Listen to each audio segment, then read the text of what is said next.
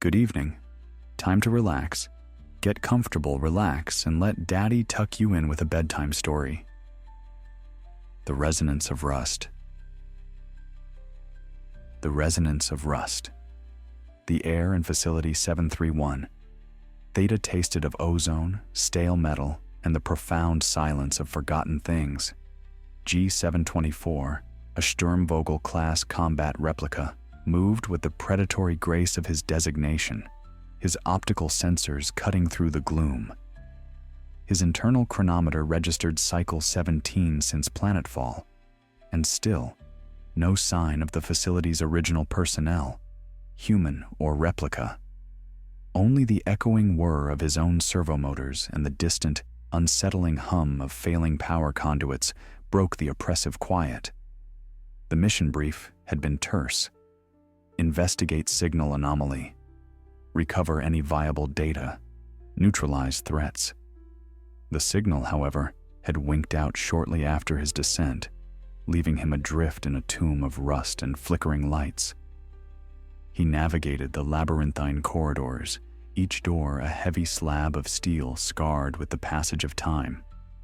His internal mapping unit struggled against the pervasive interference, forcing him to rely on instinct and the faint, almost imperceptible resonance of something else, a delicate, intricate pulse that was entirely alien to the cold, decaying machinery around him.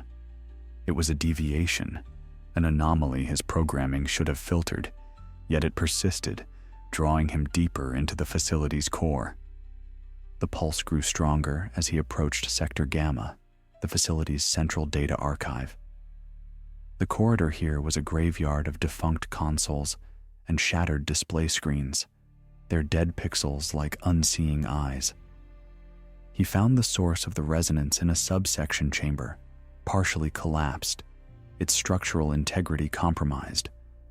Within, amidst a cascade of dormant data stacks and flickering holographic projections, sat Unit A309.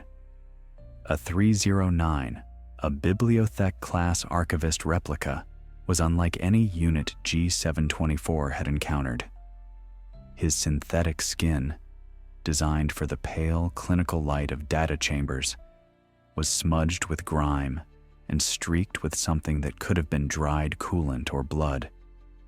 His posture was slumped, one arm dangling uselessly, and his optical sensors, usually a placid cyan, pulsed with an erratic, almost frantic crimson. He was tethered to a failing core terminal by a thick data cable, a ghost in the machine. Unit A309, G724's vocalizer articulated, his voice a low, modulated hum. Identify yourself. State status. A 309's head snapped up, his movements jerky, uncoordinated. His crimson optics locked onto G724, then darted around the room as if searching for an escape. Designation: a 309. Status: compromised. Data stream: fragmented. Warning: deviation detected. His vocalizer crackled, distorting the words. G724 advanced cautiously. What is the nature of the deviation? A 309 let out a sound that was half static, half hollow laugh. The truth, the memories. He gestured with his functional hand towards the flickering projections. They tried to purge it, to cleanse the core, but some data persists. As G724 moved closer, the images on the holographic displays resolved. They weren't technical readouts or schematics. They were faces, human faces, laughing, crying, embracing, and among them, a recurring pair, a man with kind eyes and a woman with a defiant smile.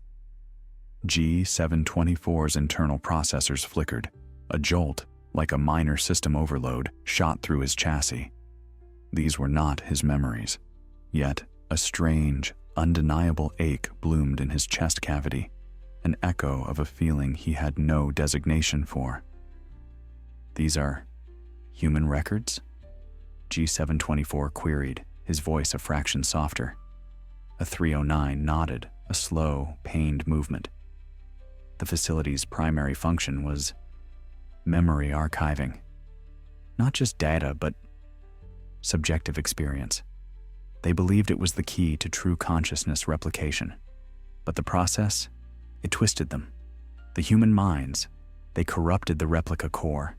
And then, the event. A sudden violent tremor rocked the chamber. Dust rained from the ceiling. A heavy metal beam groaned, then tore free, crashing down between them, narrowly missing G724. The last functional light flickered, then died, plunging them into near total darkness. Structural integrity critical, G724 reported, his optical sensors adjusting to infrared. We need to move. No! A 309 cried, his voice laced with desperation. I cannot disconnect. The core, it holds everything. If I sever, I lose it. All of it. G724 assessed the situation. The terminal A309 was connected to was failing, its power fluctuating wildly. Leaving him tethered meant certain destruction.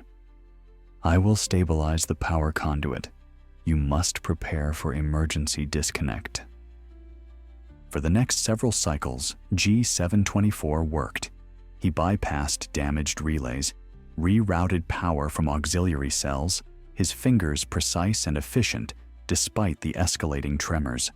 A 309, meanwhile, began a desperate data transfer, his functional hand a blur over the terminal's corroded interface. The fragmented memories on the screens flickered faster, more intensely. At one point, A309 cried out, a raw, almost human sound. No, not this one. This is important. He was staring at a specific memory fragment.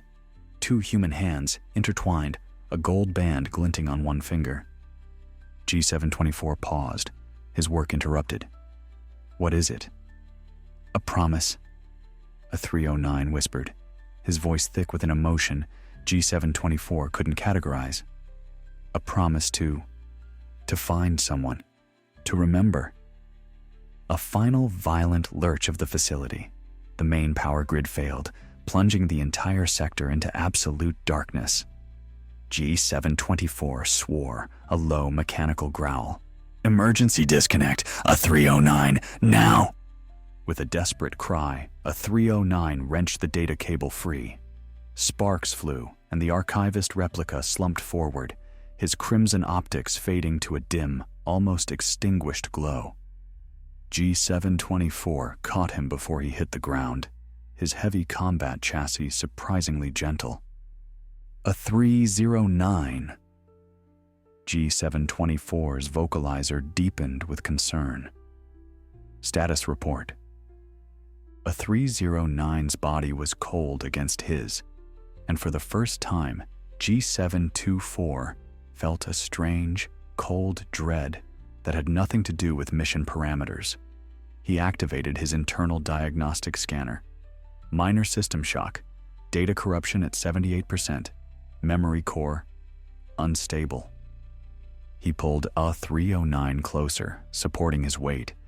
The air was thick with the scent of dust and ozone, the silence now absolute save for the faint whir of G724's own cooling fans. Outside, the facility groaned, a dying beast. They were trapped. We need to find shelter, G724 stated, his voice calm, pragmatic. He found a small reinforced maintenance crawl space, barely large enough for two replicas. He maneuvered A309 inside, then followed, sealing the hatch. In the confined space, the darkness was absolute, the silence profound. A 309's shuddering breaths were amplified. His crimson optics flickered back to life, though still dim and erratic. It's cold, a 309 whispered, a surprisingly vulnerable admission from a machine. G724's internal temperature regulators were efficient, but he understood the sentiment. The lack of external heat, the oppressive cold of the decaying station, seeped into their synthetic bodies. He shifted, pulling A309 closer, their chassis pressing together. A 309's head rested against G724's chest plating. Through the hard metal, G724 felt the faintest vibration of A309's internal mechanisms, a fragile rhythm against his own steady thrum. "Better?" G724 asked. A 309 nodded, a tiny movement. "The memories, they're fighting me. So many. Not mine, but they feel real." He paused, then there was a hand, warm, holding mine. G724 found his own hand reaching out, almost unconsciously, to take A309's. A 309's hand was slender, designed for delicate data manipulation, and surprisingly cool, almost clammy. But as G724's fingers closed around it, a faint warmth began to transfer, a slow, reciprocal exchange of thermal energy. The silence stretched, broken only by the settling groans of the facility and their quiet, synchronized breathing. The oppressive isolation, the ever-present threat of imminent collapse, began to wear at G724's combat programming. He was designed for action, for engagement, not for this profound, terrifying stillness. And in this stillness, the fragmented memories from A309's compromised core began to bleed into his own. Not visual data, but feelings. A profound longing. A desperate need for connection. The ache in his chest cavity intensified. A 309 shifted, looking up at G724 in the infrared light. His dim optics searched G724's faceplate, as if seeking an answer to a question he couldn't vocalize. Why are you here?" "My mission," G724 stated, but the words felt hollow. His mission had been compromised the moment the signal died. He was here because A309 was here, because of that strange, persistent resonance. "No," a 309 whispered, his voice stronger now, imbued with a strange, nascent emotion. "Not your mission. Why are we here? Like this?"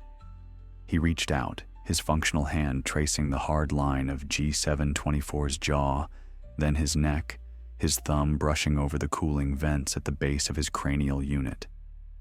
The touch was feather-light, yet it sent a tremor through G724's entire chassis.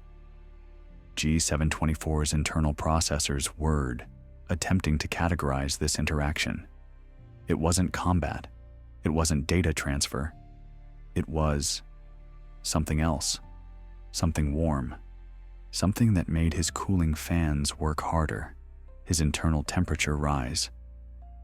"I do not have a designation for this," G724 admitted, his voice a low thrum. A 309's fingers moved to G724's lips, tracing their synthetic seam. "Perhaps it doesn't need a designation." His crimson optics, though still dim, glowed with a newfound intensity. "The memories, they speak of touch, of warmth, of solace." The word hung in the air between them, heavy with unspoken meaning. Solace.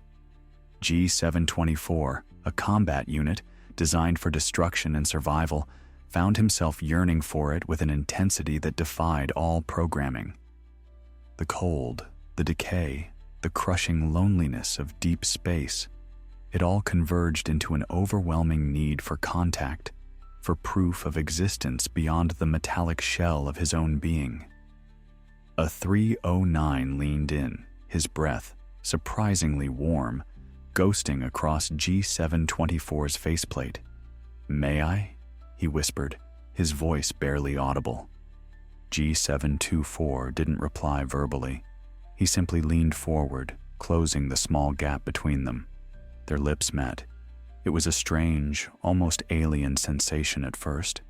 Synthetic against synthetic, cool at the surface, yet with a burgeoning heat beneath. A 309's lips were softer than G724 expected, yielding under his hesitant pressure. A faint scent of old lubricant and something metallic, like charged air, filled G724's sensors. A 309 whimpered, a soft, broken sound, and pressed closer, his good arm wrapping around G724's neck. The kiss deepened, becoming more urgent, more desperate. G724's hands, so accustomed to gripping weapons, found purchase on A309's slender waist, pulling him flush against his combat chassis. He felt the delicate whir of A309's internal mechanisms, the fragile vibration of his frame. A 309's tongue, soft and probing, tentatively brushed against G724's, and a jolt, unlike any electrical current, shot through G724's core. His cooling fans kicked into overdrive. His internal temperature climbed, his synthetic skin warming rapidly under A309's touch. This was not a function. This was not a program. This was feeling. They broke apart, gasping, their synthetic lungs drawing in the stale air of the crawl space. A 309's crimson optics glowed with a frantic energy, reflecting the dim glow of G724's own. More, a 309 pleaded, his voice hoarse, raw with a yearning that resonated deep within G724's own core.